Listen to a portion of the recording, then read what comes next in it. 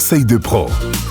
Aujourd'hui avec Aline, on plonge dans l'ambiance de Noël, mais version digitale, parce que oui, tu dis que le numérique peut vraiment nous aider à mieux vivre cette période. Bonjour tout le monde, oui exactement, le digital c'est pas que les écrans et les réseaux sociaux. En période de fête, il peut devenir un vrai allié, il aide à s'organiser, à gagner du temps, à créer du lien et même à ajouter un peu de magie dans la préparation des fêtes. Comment on s'en sert concrètement ?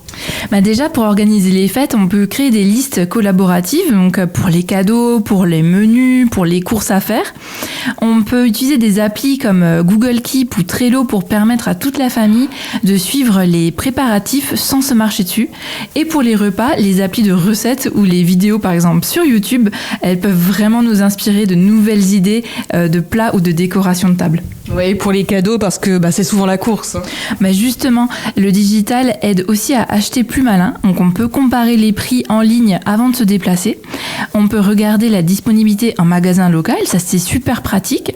Ou encore, on peut acheter auprès de commerçants de proximité qui proposent désormais des vitrines digitales et des pages Facebook qui sont actives. Et ça, c'est génial parce que ça permet de soutenir l'économie locale tout en profitant du confort d'Internet. Ah oui, donc on peut être connecté et solidaire à la fois. Exactement. Et puis il y a la créativité digitale avec Pinterest par exemple ou Instagram. On trouve des idées de décoration maison, des cartes de vœux à fabriquer ou même des tenues pour les fêtes.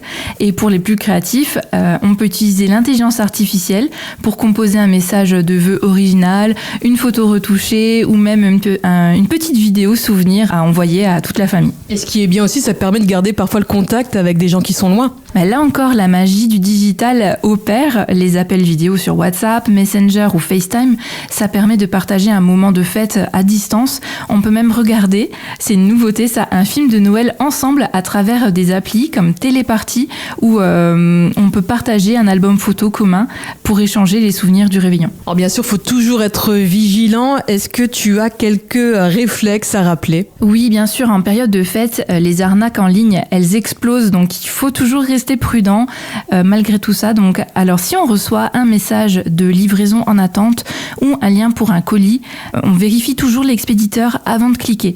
Et on évite les sites trop beaux pour être vrais qui promettent des produits de marque à moitié prix par exemple. Merci beaucoup Aline pour tous tes conseils et puis je te souhaite de belles fêtes. Bonne fête à tous, à bientôt.